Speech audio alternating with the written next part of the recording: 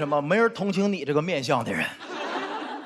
我就想，我现在就搁这讲那个，我也有抑郁症。到时候呢，弹幕评论肯定是你看，我就说骂他有用，你知道吗？可给他骂抑郁了。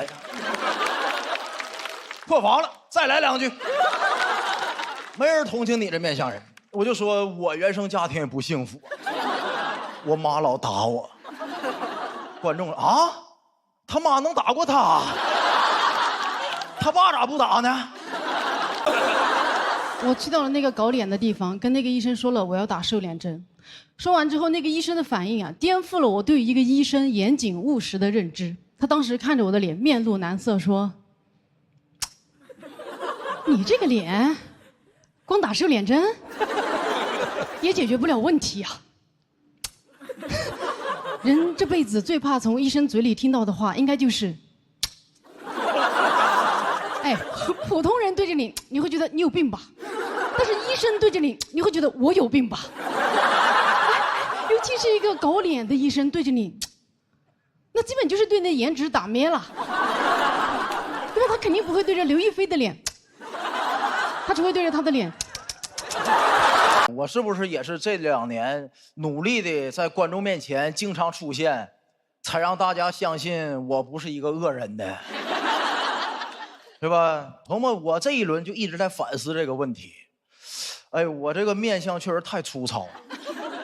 我很羡慕其他的一些单口演员，我就永远做不到他们那种能在舞台上让观众笑中带泪，展现出那种精致的破碎。为什么没人同情你这个面相的人？我就想，我现在就搁这讲那个，我也有抑郁症。到时候呢，弹幕评论肯定是你看，我就说骂他有用，你知道吗？可给他骂抑郁了。破防了，再来两句。没人同情你这面相人，我就说我原生家庭也不幸福，我妈老打我。观众啊，他妈能打过他？他爸咋不打呢？我收到很多那种评论，都是说我这种人看起来面相就很无情，说这样的你这种人一看你就是没吃过苦，无法共情苦难，你这辈子是不是都没哭过？我现在已经麻了。我说是，我从来没哭过，我生下来那天都没哭。我出生第一天先剪的泪腺，后剪的脐带呀。从我妈肚里钻出来，我就抹着把脸，磨磨唧唧10个月，这给我憋着呀！真的，朋友们，我甚至收到过那种善意的私信，都夹杂着一丝戾气。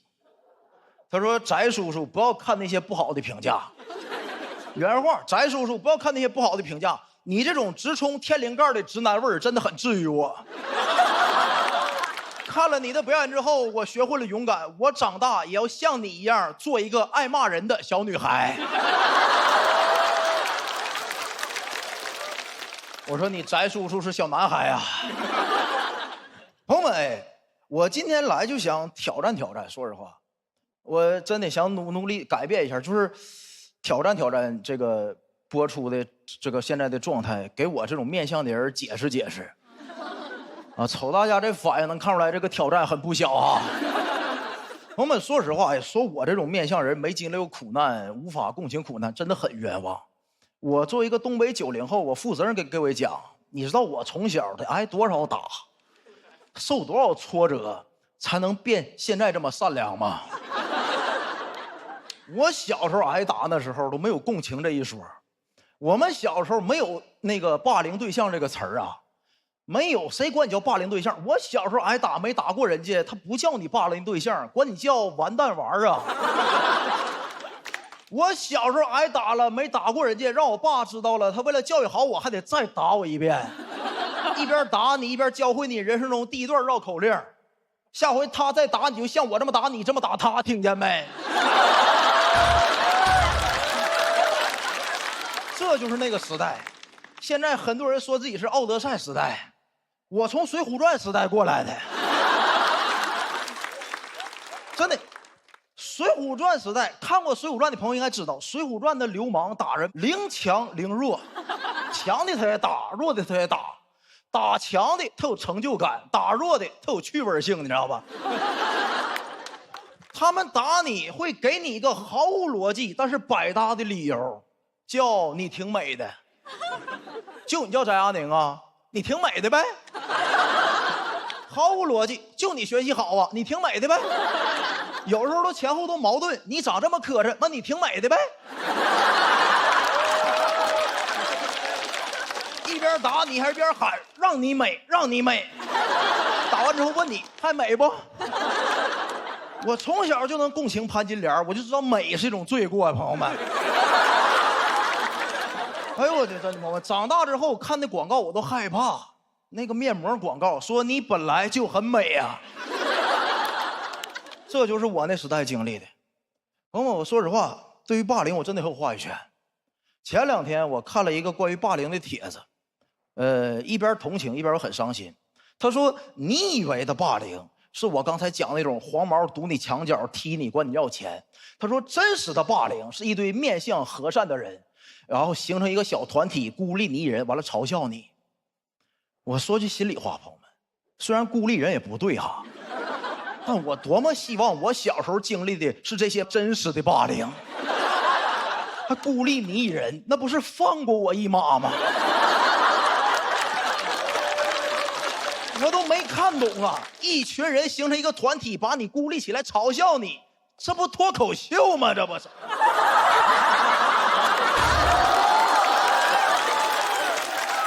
你们还笑？你们这帮霸凌的人啊！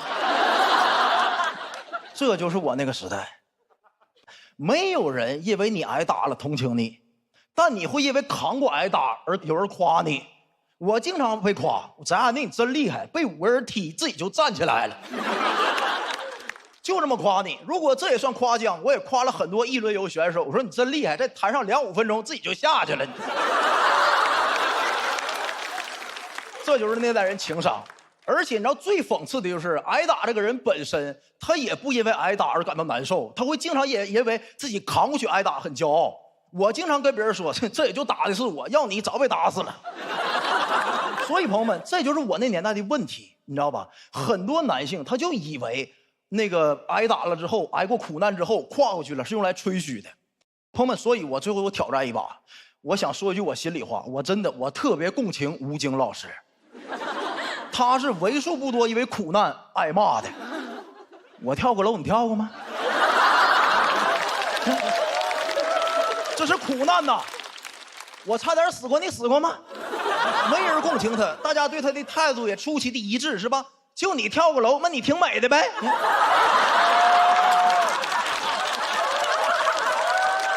我共情他，我们只是没学会这个时代的表达方式而已。咱不会半夜12点在小某书上发一个帖子，是吧？被坦克压过的，请来我这儿集合一下。没学会呀。哎，朋友们，说实话，非常感谢各位跟我笑到现在，真的，我一点不骗各位，真诚的说，这个段子这个主题应该是我讲了3年线上写过最难的一个段子。如果你们一下不笑，这段子就是纯直冲天灵盖直男味的演讲。谢谢各位，谢谢。我真的很开心，但也不敢太开心，因为开心过头了之后，播出来就有人骂你，就你叫翟亚宁啊，你挺美的。今年来录节目之前呢，我一个朋友建议我让我去打个瘦脸针，说把我这个腮帮子打掉啊，上镜更好看。但我心想，我又不是靠脸吃饭的，对吧？所以我就去了。反正也不靠脸，段子不好整，脸还不好整吗？不好整。我去到了那个搞脸的地方，跟那个医生说了我要打瘦脸针。说完之后，那个医生的反应啊，颠覆了我对于一个医生严谨务实的认知。他当时看着我的脸，面露难色，说：“你这个脸，光打瘦脸针也解决不了问题啊。”人这辈子最怕从医生嘴里听到的话，应该就是哎，普通人对着你，你会觉得你有病吧？但是医生对着你，你会觉得我有病吧？尤其是一个搞脸的医生对着你，那基本就是对你的颜值打咩了，对吧？他肯定不会对着刘亦菲的脸，他只会对着他的脸。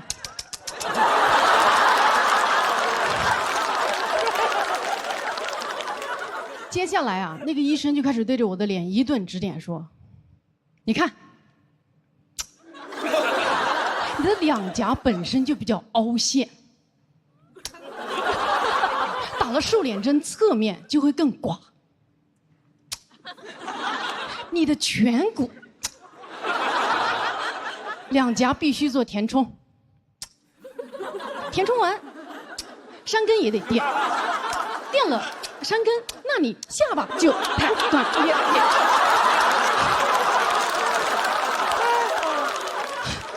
妈耶，我只是想打个瘦脸针啊！那天听完医生那一顿啧啧称丑，我甚至产生了一个冲动，想说，要不老娘今天就干一票大的。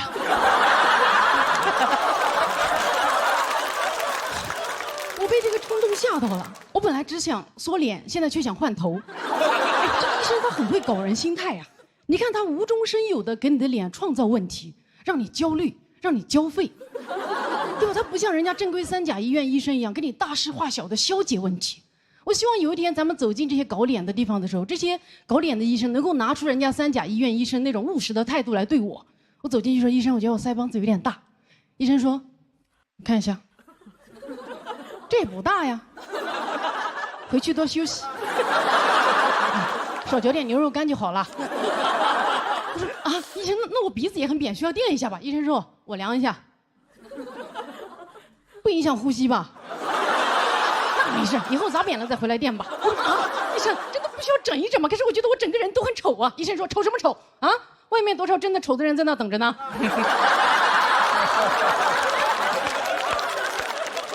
你这点小丑来浪费我的时间？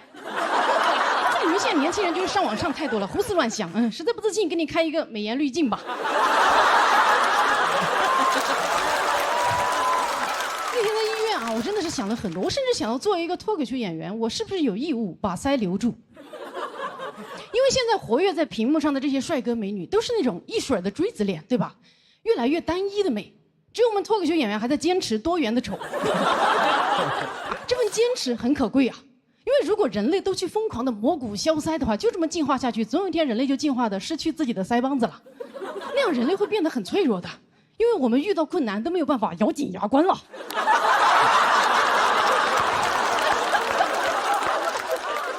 而且呀，其实丑才是脱口秀演员的安全牌。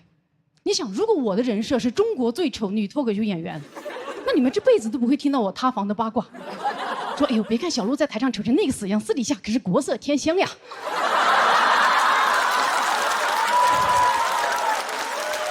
也太安全了啊！但是这个丑陋赛道呢也不好走，一是太挤，现在你们脑子里人满为患；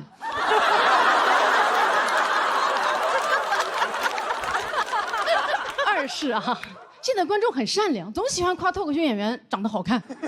就跟那些粉丝喜欢夸爱豆有实力一样。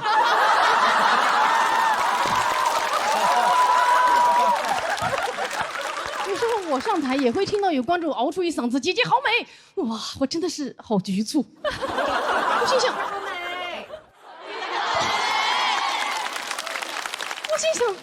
能有多美？这才哪到哪儿啊？你们吃点好的吧。大家用好美来肯定好笑，非常善良，但是没必要啊！长相普通，段子好笑，他就不值得夸赞吗？对吧？我希望以后我上台，观众能如实的夸赞我，姐姐好普 ，professional 的普，又普又好笑，做喜剧的料。那这个时候我也会真心实意的谦虚说：“哎呦，哪里，我只是幽默而已，你们才是真的普通。”哎，咱们今天观众很好啊，很能接受冒犯因为现在啊，说人普通都已经是骂人的词了。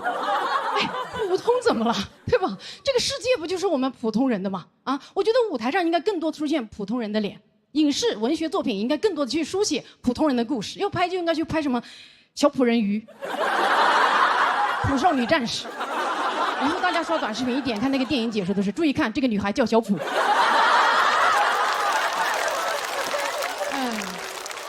很明显啊，我最后没有换我的头，因为我享受做一个普女，就很稳定，有一种那种有编制的安全感。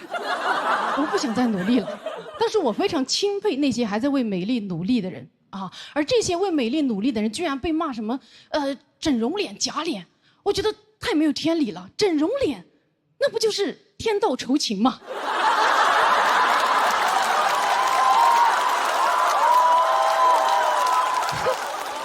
那自然美，那都是不劳而获呀，不劳而获有什么好夸赞的？我觉得在颜值这块，真正应该被夸赞的，就是那些从平平无奇的脸上平地抠饼、灾后重建的人了。我觉得所有换了头的偶像明星，就应该大大方方的告诉自己的粉丝，自己原来长得什么鬼样，这样你的粉丝才会知道他的 gay 有多努力呀。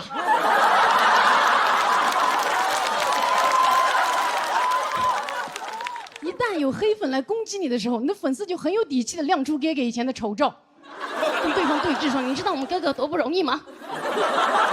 哥哥刚出生的时候多丑啊，那鼻梁多塌呀 ，AKA 伏地魔。哥哥的山根垫了整整8次才垫起来，练习生5年，哥哥在医院躺了4年半。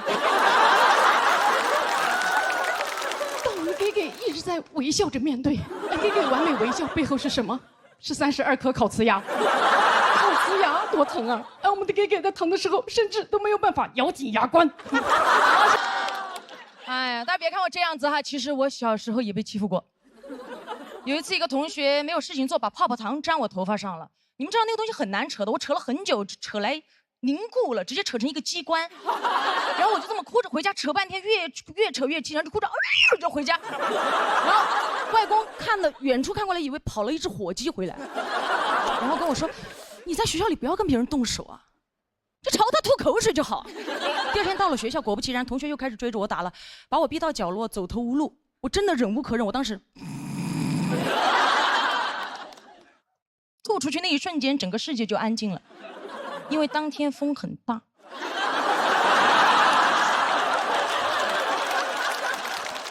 因为我的外公忘了告诉我，口水要顺风吐，2秒前的口水正中眉心。我的外公一生打过很多仗，抗美援朝、解放战争，然后从小就跟我说了，打，给老子打，仗来了就要打。这句话真的影响我很多，但那次发现口水仗不好打。我第二天到了教室，拉开书包，发现里面多了一根擀面杖。当天刚好是学校组织的春游，外公也刚好给我做了我最喜欢吃的馒头，跟那个擀面杖放一起。到了目的地，我刚拿出馒头，一个同学拿着他的薯片过来嘲笑我吃馒头土，一把把馒头给我打掉。老子拿出擀面杖，一把揪起他的薯片，擀得稀烂。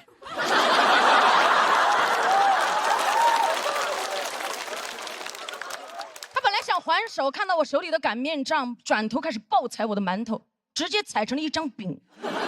就在这个时候，老师看见了，一把拉开，他说：“你怎么可以糟蹋粮食了？快捡起来吃了。”他说：“是嘻哈的。”我说：“不是我的，我说薯片在嘴里啊。”老师说：“薯片嚼碎了不要说话。”晚上回家，外婆端出馒头，一脸疑惑说：“你先吃吧，本来说好今天吃饺子的，擀面杖不知道哪儿去了。”我看向外公，外公。虽然外公跟我说了仗来了就要打，当然我也不是没仗硬打，都是别人先惹我才打。整个学生时代，我的头发被剪过，吊带被扯过，馒头被打过，钱也被抢过。当然这些事情我知道也不止我一个人经历过，但那些欺负我的人后来也不好过。怎么说呢？老子的擀面杖，仗功赫赫，真的。后来他们都知道仗来了就要跑。后来上班成熟了很多，直到遇到公司一个出了名的爱刁难人的前辈。他最奇葩的一点就是有非常变态的控制欲。他在飞机上，只要他没吃工作餐，我们所有乘务员都不准吃。恶霸！我不行的，我是必须按时吃饭的。当天飞机上工作完了，我就开始吃。他过来说：“你怎么吃上了？”我说：“一起吃啊。”他说：“我不吃，我不饿。”然后阴阳怪气的跟我说：“你吃吧。”你把我那份也吃了，我说我吃的就是你这份。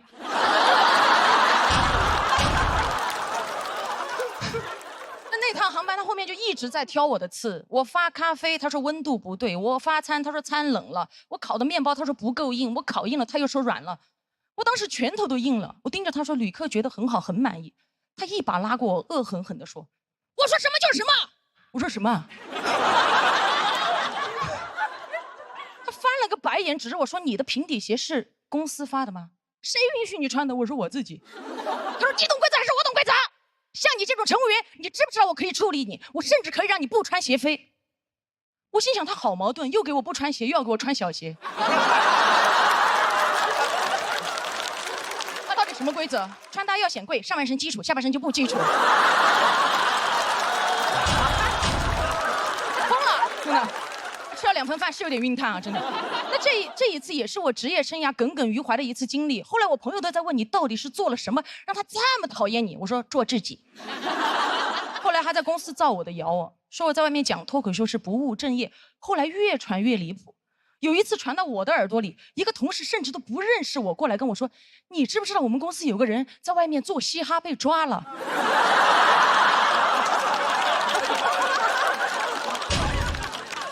我说这不在这儿呢吗？这不，我说不可能吧？他说怎么不可能？我亲眼看着他被抓进去的，说他利用空姐身份在外非法牟利。我说牟什么利啊？他该不会把飞机餐拿下去卖吧？同事说飞机餐谁吃啊？我听说他把飞机座椅拆下去卖了。我都不知道这种谣言怎么传出来的，还有人信。我拆飞机座椅下来卖，谁买？卖给高铁。而且说实在的，我被谣言真的困扰了很久，也被针对了很久。好在前段时间辞职了，很爽的，10年了。前段时间出差，我经常因为录节目往返嘛，我就正好坐到了那个讨厌的前辈的飞机。有时候世界就是这么巧。当时一上飞机，所有同事看到我都非常亲切，上来拥抱我。前辈和我对视那一眼，我从他的眼神里都看到了一种情感。嘟嘟嘟嘟嘟。错了，我和他对视那一眼，其实一瞬间想起的是刀枪棍棒擀面杖的声音。星，他一看到我就过来，非常阴阳说：“大明星，你亲自坐飞机啊？一会儿还吃饭吗？”我说吃。他说飞了这么多年还没吃够啊。我当时一肚子气，但我也没有想跟他吵，因为当时我觉得他说的也对，我确实是大明星啊。起飞之后没过多久，我旁边的旅客按呼唤铃叫他过去，说饭冷了，口感不好要投诉。我的前辈过来说不会吧，我在旁边说不会吧。那个旅客对我前辈说：“不信你自己吃一口。”我一把挡在前辈面前，对旅客说：“他不吃饭的，在飞机上，我帮他吃吧。”就在这个时候，旅客指着他说：“像你这种乘务员，你知不知道我今天可以投诉你？”在那一瞬间，我突然在前辈身上看到当年我的影子。我不想为难他，真的替他吃了一口，说还好，但我也不想放过他，说还好没吃到下面，下面更凉，你端回去重新再给他热一下吧。他这个前辈真的没有想到，当初他为难我的口水，在高空飞了这么多年，还能在万里高空击中他的眉心。前段时间看新闻啊，网上看到很多航空公司开始实行女乘务员可以自行选择着装了。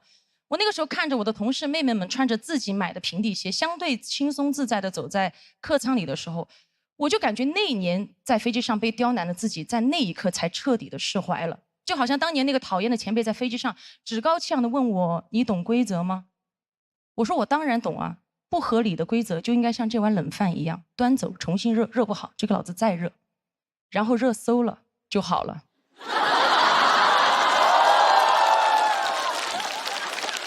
他当年为难我的时候，一定想不到我不仅懂规则，有一天我真的还能改变规则。但有一条规则我尝试过改过，但真的改不了，就是口水要顺风吐。进来人嘻哈 Hello， 大家好，我是小雨。哎，感谢各位，又一年了。哎呀，你们还记得我去年的这个人设是干净的应届生吗？其实我早都脏了，我也偷偷工作过。我之前是干过2年补习老师，然后本来大家觉得老师是一个高尚的职业，就你为人师表、德高望重。但我们是那种机构老师，你除了要上课，还要自己卖课，谁能德高望重的干销售？我孔子站在路边发传单，子曰：“《论语春秋》了解一下。”学过了，温故而知新。哎，别走，最近搞活动，3人行必有免单。我们甚至真的入职培训就教你怎么把课卖出去，怎么让家长掏钱。我觉得这可能就是为什么后来很多补习老师可以转型为非常优秀的主播。这玩意儿我们都练过，就开家长会的时候像直播一样制造那种紧张感，说家长们，这课再不学，孩子马上就跟不上了。3、2、1，跟不上了。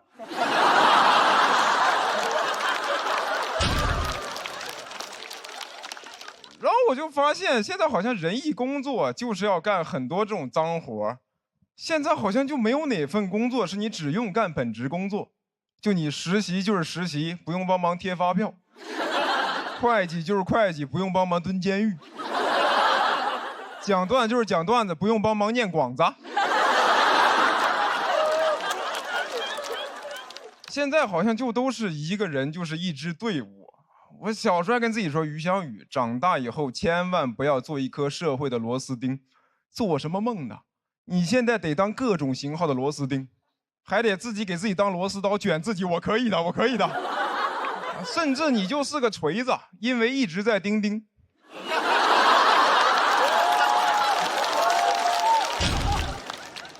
然后我不知道你们有没有遇到过那种，就是你在工作的时候有一个特别离谱的安排，然后就会你刚一不高兴，就会有人跟你说，你工作的时候不要有情绪，有情绪是不专业的表现。我说人怎么可能做到完全没有情绪？我唯一见过在工作中没有情绪的人就只有杀手。但你把杀手逼疯了，他也有情绪吧？你试一下，晚上11点突然跟杀手说，你用这1颗子弹把这67个人杀完给我 ，DDL 今晚。杀手说，那我杀你1个就可以了，今晚是你的 deadline。 Sorry bro, I'm a pro。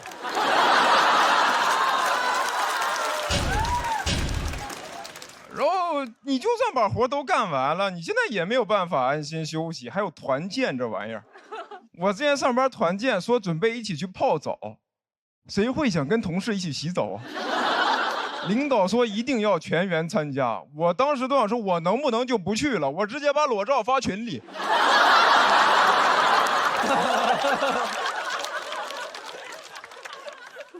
然后去应酬也很烦，我酒量又不太行。有一次我就说，这个王总，那我以茶代酒，感谢您。他说等会儿，你先换成酒，你再说话。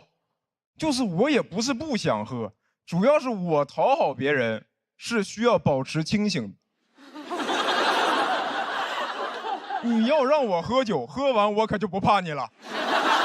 我刚叫你王总，喝完我说小王你过来，我考考你。你说我刚才吐是因为酒呢，还是因为你呢？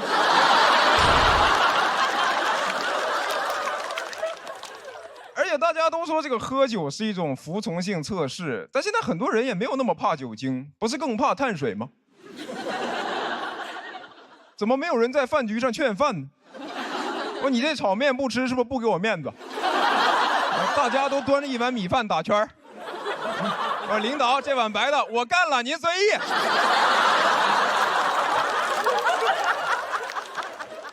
哎呀，而且这些破事儿吧，它就是一些社会潜规则，你就算都干了也没有用啊，是吧？你就说你4次团建都参加，该裁员不还是裁你？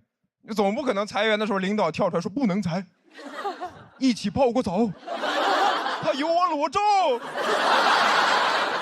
所以我就觉得咱就别整那些虚的，你也别说什么应酬是工作的一部分。如果是，咱们喝之前就签合同，明码标价，红的300，白的500，那我能把你喝到破产，我把你从老板喝成老赖，我把你公司喝到我名下。别人问我你财富自由的秘诀是什么，我说都在酒里了。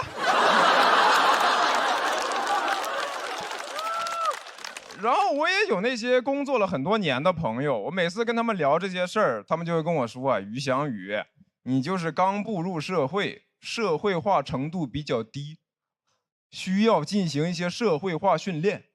我一搜，社会化训练最早是用在狗身上，这是要让我干嘛？学会握手、狂舔、绝育。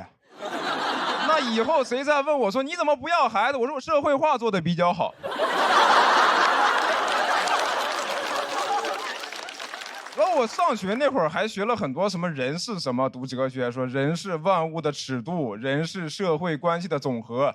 现在一出来发现人是狗，是牛，是马，是驴，是温水煮的青蛙。那什么人是万物的尺度，人是动物的总和。以后再玩动物园里有什么？我说有我。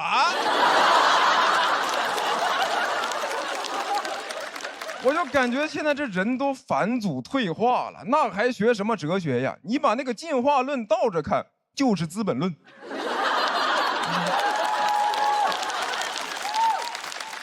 这一个人好不容易成人了，一进社会，哎，王总您好，拜托了，拜托了，我该了，我该了。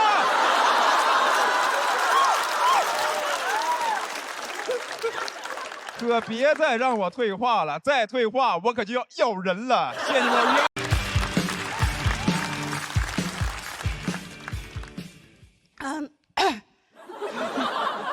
大家好，我是来自山东临沂沂蒙山的房主任。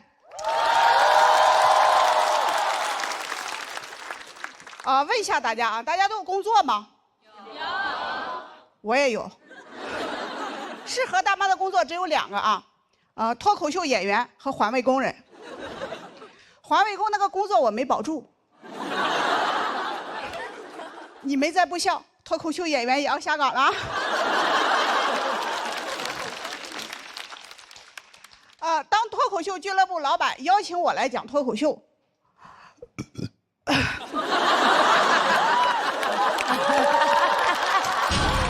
可爱啊！说实话，很纠结。当时我们村信息中心要选我当下一届的村长的，这个世界谁懂啊？我在50岁面对的人生选择竟然是从政还是从艺。我可是个山东人。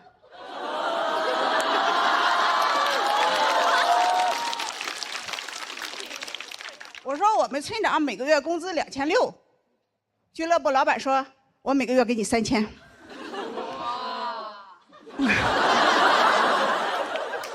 我说其实吧，他钱不钱的无所谓，我就是热爱舞台。我问老板什么是脱口秀，老板说就是站到台上讲讲别人的坏话。我说这不碰到我强项了吗？我有着30年专业造谣和传谣的经验。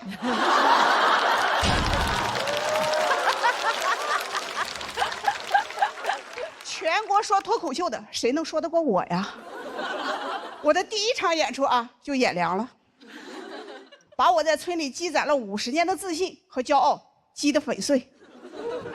幸亏离家远呀，村里人不知道啊。村里的八卦都是我传的，我不说没人知道。老板照顾我，就让我在俱乐部兼职做客服。他还很贴心的问我说，你敢跟别人说话吗？我说你应该问他敢跟我说话吗？他让我拿个手机在评论在网上卖票和回复评论区消息。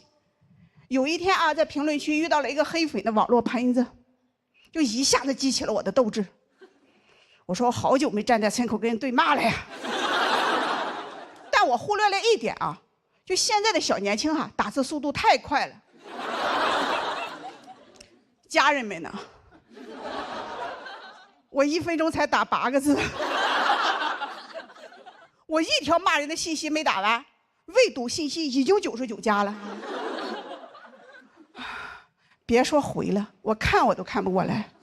我气的那个直哆嗦，一哆嗦啊，1分钟打3个字。我就好想给他们来一场线下面对面的实战啊！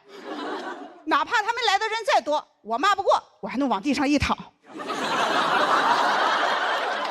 我就问他服不服。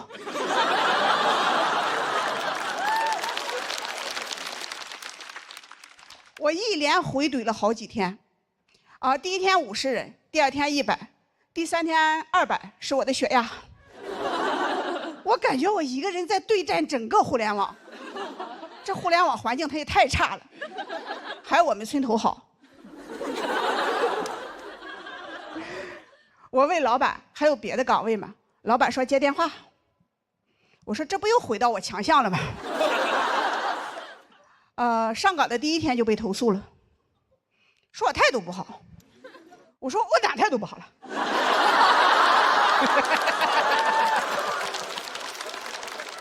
我长这么大一直都是这么接电话的呀。喂，谁？老板说大姐呀，你要用夹子音，你要说喂，你好啊。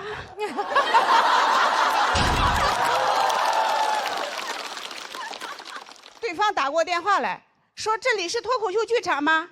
我说喂，你好。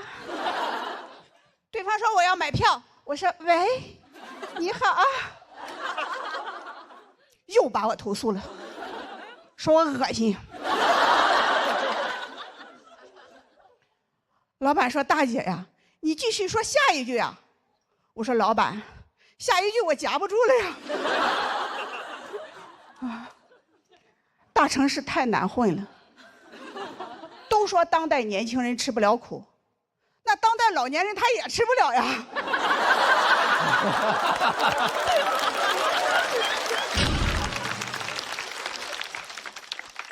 我还是干脆回村算了，回到村里种地吧，老年。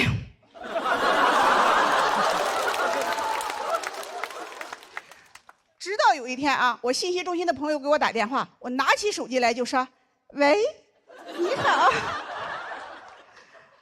电话那头传来熟悉的乡音，说：“哎，这是方主任电话吗？”我说：“啊，是我。”我朋友说：“哎娘嘞，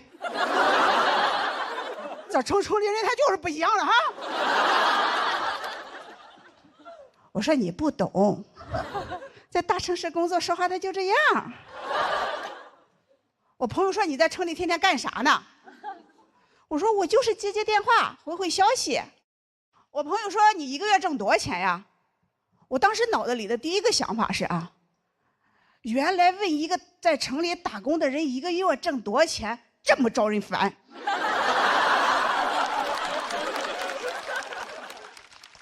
我一想到啊，要被村里那些7大外甥8大侄女的嘀咕，我那股好强劲就上来了。我说啊，不少挣，1个月2、3万，你来不？我给你介绍介绍。那一刻啊，我感觉是现在的我在劝过去的那个我走出来。第2天我就接到我女儿电话了。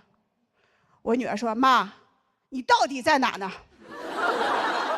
全村的人都在传，你进了诈骗组织了，你快回来吧。”我说：“闺女啊，现在吧，妈妈走的有点远，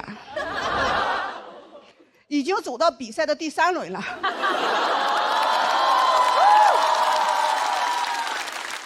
之前吧。”还拿到了1块复活的金牌，就是有点挺不住了。但每一个来大城市打拼的人，在他挺不住的时候，都会想再拼一把，来都来了。谢谢大家，我是房主任。Hello， 大家好，我是嘻哈。哎，欢迎大家，我给大家做自我介绍，我是一个空姐。看得出来吧，听得出来气血很足哦，应该看得出来，感觉到不好欺负啊。但我刚刚上班的时候，有一次我在客舱服务，我站着发水，我就感觉我的屁股一直在被人摸，我当时都懵了，我本能反应转过去就是，你摸我屁股干什么？当时我声音很大，所有旅客都看向了那个旅客，他理直气壮地端着一杯水说，我没摸呀，我叫你帮我加杯水。我说你叫我加水可以按呼唤铃，你按我屁股干什么？他也不会亮。同事说你声音好大，你就不怕他投诉吗？我说哎，我被摸屁股，我还不能声音大，再说他能投诉什么？下去就被投诉了。他投诉我说服务态度不好。我领导问我你跟旅客说什么了？我说我屁股不亮。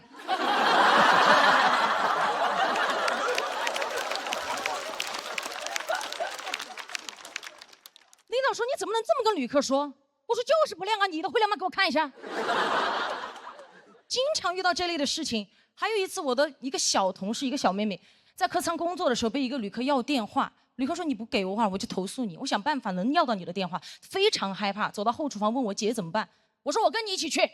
我走到那旅客面前，我说你是不是要他电话？你连我都一起要了。旅客说我不要了。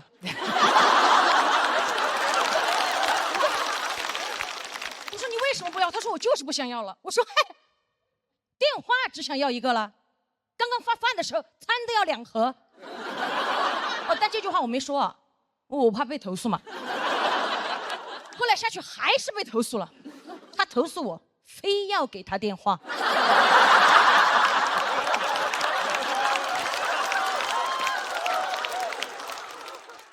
前不久我闺蜜也是给我打电话，我刚刚下班不久，她给我打电话说她在一个工作局上，她的一个工作局上她走不了，让我过去接她。我到了之后，他领导突然站起来说：“哎呦，空姐来了，快点，快点，快点！空姐来了，快点，都在等你，来坐下吃点东西，都在等你。”我说：“都在等我。”我一看桌上什么都没了，等我干什么？等我来收餐。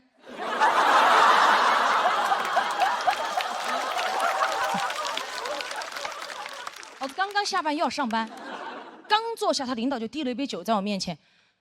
我说：“我不喝酒，真不喝了。”他领导说：“哎。”你们空姐不是都挺能喝的吗？我心想，什么叫空姐都挺能喝？你见到的空姐都是站在门口，您好，欢迎登机，15、20没有过，这样吗？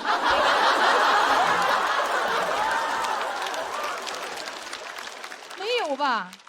所以当天我还是压制着情绪，礼貌的跟他讲，我说真不喝了，领导，明天还要上班。我实在是不想跟他多说话，当时脸色也不太好看。只见我朋友的领导脸色一沉，拍了拍我朋友的大腿，说：“你朋友生气了。”我看到，噌的一下站起来，你摸他腿干什么？当时我仿佛听到有人说了一句：“他声音好大。”但我就这么一吼，当时在场所有人目光锁定领导，领导一看就是老手，他举起他右边的老手说：“我没摸呀。”隔着裙子不叫摸，我低估了他这张老嘴，我气到浑身发热，汗流浃背。当时左边胸上的硅胶胸贴气到贴不住，咣的一下就掉出来了。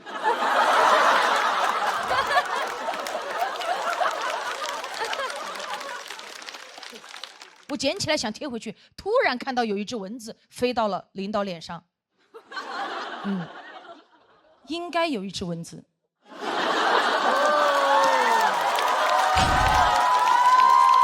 就是有只蚊子，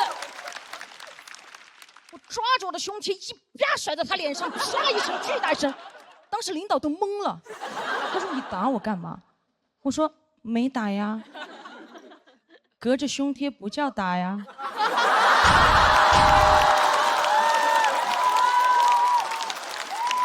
好想跟他讲，这是一个女人宽广的胸怀拍在你不要的脸上。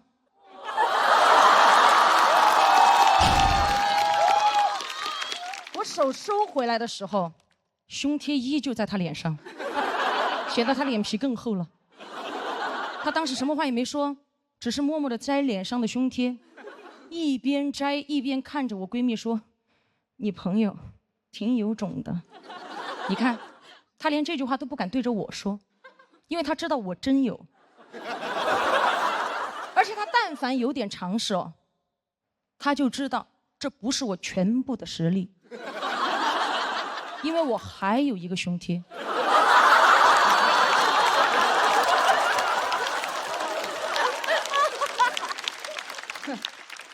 回家路上，闺蜜就在车上担心嘛，因为她的领导跟我领导认识，会给我穿小鞋。我说可笑，什么叫穿小鞋？我胸贴都不穿。后来我朋友领导还威胁她，让她不要把这件事情说出去，不让她在公司说。好，我上电视上说。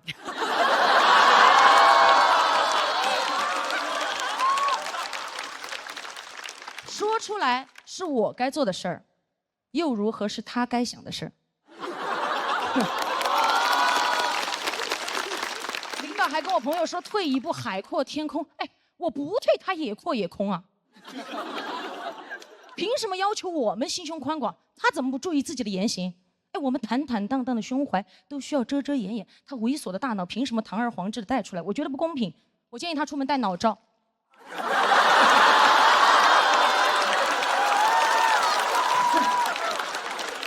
爽啊！还有这个领导，如果你不想被骂，你就别做，对吧？如果你做了，你就别怕被骂。如果你觉得今天我骂的脏，哈，隔着屏幕也不叫骂。谢谢大家，起来。那直接投吧。希望你们已经习惯这种口音了，然后可能你们也看不出来，我真的很高兴能看见你们。我只是单纯脸长得有点臭而已，脸长得有点臭嘛。看上去不太友善什么的，我甚至有个朋友他跟我说过，他说：“哇，你长成这样，不抽烟很浪费哦。”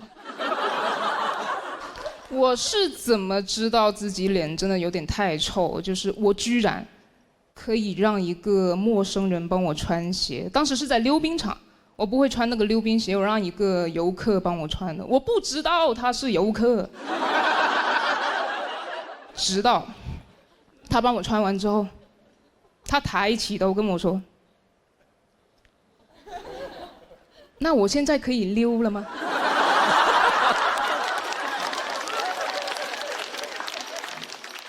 我跟他道歉，我说：“你为什么不拒绝我呢？你不觉得这样很奇怪吗？”他说：“啊，我不知道，我以为你人就是这样的，不敢说什么，你脚上又穿着2把刀。”哎，我觉得我在他眼里面，我可能是那种，就是如果在路上突然背后痒了，会强迫一个路人帮我挠痒的那种人。你过来，手干不干净啊？你过来帮我挠一下背吧。哦，这个你不用管，这只是我身上背着的几条人命而已了。脸臭是天生的，我小时候也长这个样子，但说实话，小时候是不会有人给我递烟的。我这种长相只会被别人看不顺眼，甚至有一些嘴比较坏的人还会说我丑。主要是上学的时候嘛，我只要经过一群男生，他们就会开始打闹，他们都会喂，你老婆有病吧？你老婆，我当时真的不知道要怎么办，因为就算我你老公那样骂回去没有用的。起不到一点嘲讽的作用，因为有些女生是真的愿意找一个丑男当老公的。喂，你老公啊？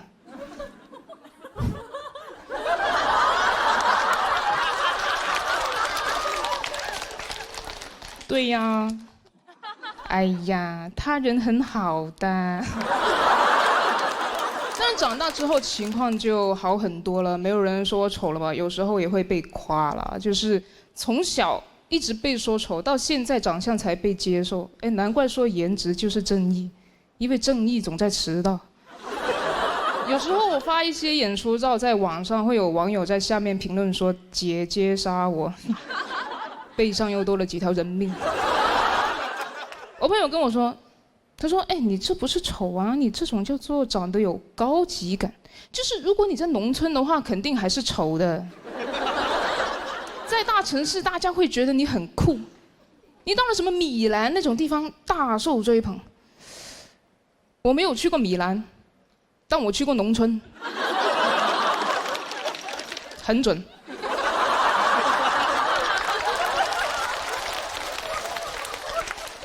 看有什么用，对吧？难道有一天我被拐到东南亚，然后村民就会开始围观，然后我的头套一被摘开，他们就，哇，喂，你老婆吧？那个人贩子在后面都懵了，他说啊，不是吧，没有人买吗？我听说他在米兰很抢手的哦。这样也是因为审美确实一直在变，但我不明白为什么我朋友说脸臭就是高级感，因为我以前有唇钉的时候脸更臭，但我不觉得那有什么高级感。有唇钉之后，我总觉得如果有一个人他想要侮辱我的话，他只需要往我嘴上扔一块冰箱贴就行了吧。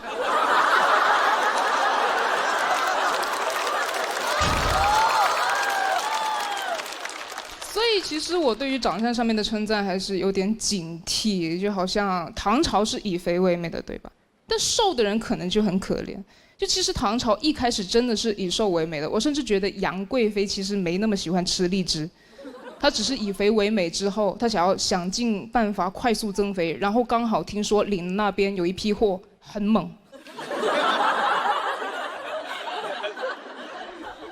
万一皇上又换口味，喜欢那种什么大腮帮子的话，妃子全都得去嚼槟榔。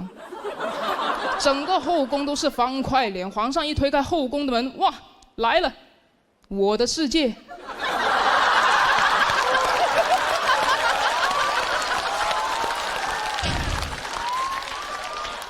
所以其实我有猜想过，我觉得武则天当初之所以选择登基，可能也是不想再迎合任何人的眼光。她14岁就要开始讨好中年男人，自己熬到中年之后要去哄小奶狗。她可能有一天在想，怎么穿个衣服都要看别人颜色，烦死。那我穿龙袍算了。然后这里是大家，我是李卓妍。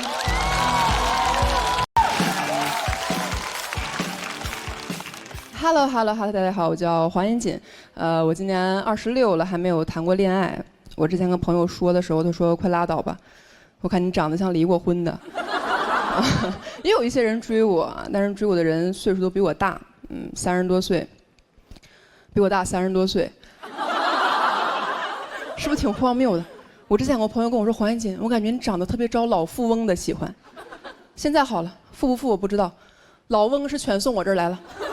现在追我的恨不得没有50以下的，算命的说我今年犯桃花，我都纳闷怎么我这桃花长寿桃上了。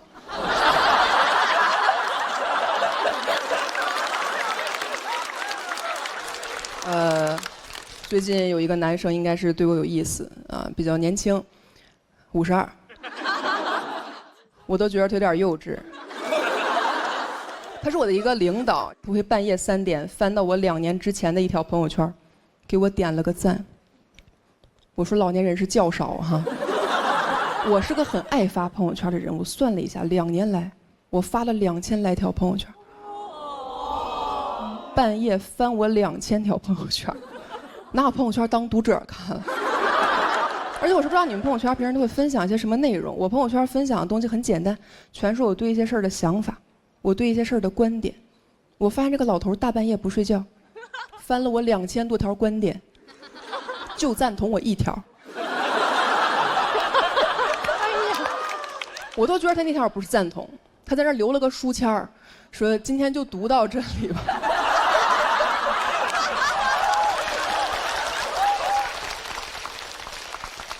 那你没有办法，你那会儿刚认识，低头不见抬头见，他总给我点，我也不好意思完全不理他，所以说刷到他的我也会给他点一点。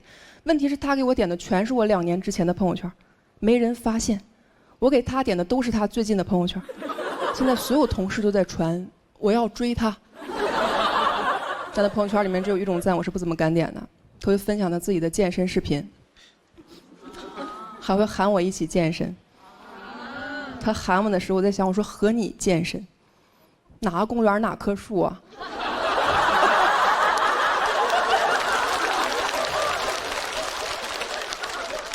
我有时候看他发那个视频，我也觉得挺搞笑的。我还想去跟同事聊，我说：“哎，你看他朋友圈发那个健身视频了吗？”我同事翻了一下，说：“没看见呀。”我说：“我也没看见。”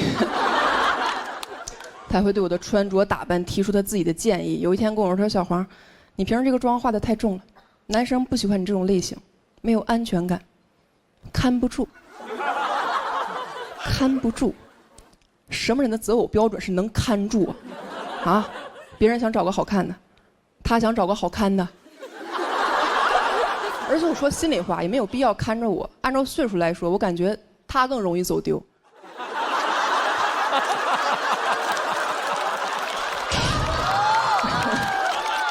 这个人好像一直觉得自己在跟我搞暧昧，他有点太笃定了，他笃定到我都开始怀疑自己了。我说会不会其实我喜欢他，就是我没发现，他发现了。过了几天给我发来这么一条消息，他说：“黄妍锦，你喜欢什么类型的男生？”我当时看完脑海内警铃大作，我说坏了，这老头要跟我表白。你怎么回他？我喜欢什么类型的男生？我说我喜欢年轻的，有点过于针对他了。我说我喜欢长得帅的，他这种人又很难认为自己不帅。你很难找一个切入点。我真的绞尽脑汁另辟蹊径回了他一句，我说你是要给我介绍对象吗？哈哈哈！不要小看这个哈哈哈，很有巧思。多一个哈，四个哈呢，显得有点热情了；少一个哈，哈哈，又过于嘲讽。哈哈哈，就可以维持一种微妙的距离感。你是要给我介绍对象吗？哈哈哈！我真的觉得这个是我能想到的最智慧的、最委婉的拒绝了。大爷回我说：“我想把自己介绍给你。”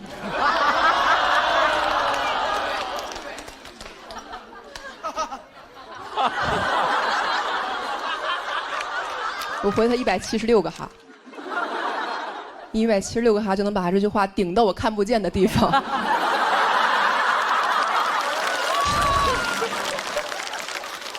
就是我发现他这种人不懂一个很简单的道理，叫做面斥不雅。就是你作为一个文明的现代人，很多话其实不需要我当面骂你就应该明白，对吧？你就感觉他在装糊涂，因为这个人平时在单位跟他的领导一点就通，怎么到我这一点言外之意都听不出来，只能听到自己想听的。我说你是要给我介绍对象吗？他只能听到你我对象。我后来真的是累了，我都开始希望他能正儿八经跟我表白，真的，我特别希望他能好好的跟我说我喜欢你，这样我就可以好好的跟他说滚。我需要一个这样直接拒绝他的机会。终于有一天，他半夜给我打电话，他说：“喂，小黄，我喝多了。”我喝多了这句话大家都知道什么意思，就是我接下来要说的所有话呢都很恶心。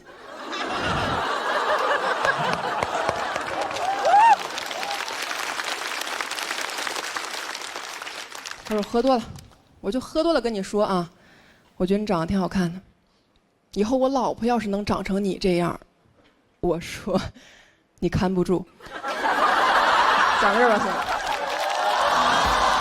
哎 ，Hello， 大家好，哎，我是那个音乐人，然后时隔3年又尝试做喜剧的菲菲，臧鸿飞，哎，咱再说说说唱，因为我是一个说唱爱好者啊，我听了好多说唱，中国的、美国的，听了几百首，我怎么感觉都是一首歌啊？就是所有的人都说的一个事儿，总结了就是4个字儿，就是我太狂了。就没有前经过，就告诉你一个结果，就是我特别狂，就有一种信念感。我觉得怎么这么奇怪？然后这个奇怪的感觉最近到达了一个巅峰。我不知道大家没有听过一首歌，就是什么叫天花板？我比烟花闪，我万米高空下来不用降落伞，我都懵了呀！万米高空下来不用降落伞，这都不是超出我的认知啊，这都超出牛顿的认知了。后来我就特意去查了一下，这位歌手就还健在，这就不对了，就肯定有人错了呀，要不然就是这个歌手错了，要不然就是牛顿错了嘛，是吧？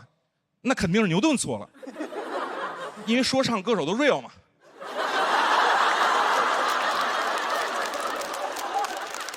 还有啊，好多歌手都爱说什么我们来自街头，我一打听都上过大学，哇，好丢脸！你说唱歌手上大学，我跟你说，就在我心里，这搞街头文化的，他但凡上个到高一，在我这儿塌房了。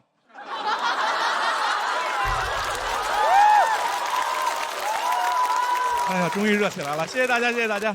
而且现在有一句话特别讨厌啊，一个说法，说这个说唱是男人最好的医美。我说句公平的话，热玛吉才是男人最好的医美。为什么呢？因为我做过，比说唱效果好多了。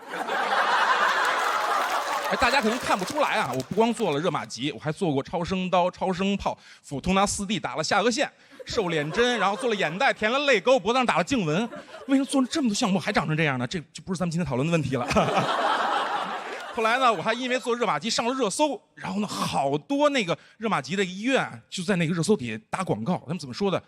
臧鸿飞都在做医美，你还在等什么？那些网友也很欠，就是等什么呀？等你们医院辟谣的呗。后来我因为那个热玛吉上热搜的那时候还得到一个热玛吉的代言啊，那个医美机构呢就把我的照片挂在那广告牌上，挂在医院门口，然后就好多人问，哎，怎么就1张啊？术后的照片呢？然后因为我在摇滚圈嘛，然后做医美就有人调侃我说我是什么滚圈网红脸，说你怎么还整容呢？什么摇滚不是要 real 吗？咱们不是摇滚不死吗？我说你们是没到我这个岁数，摇滚是不死啊，但真老啊。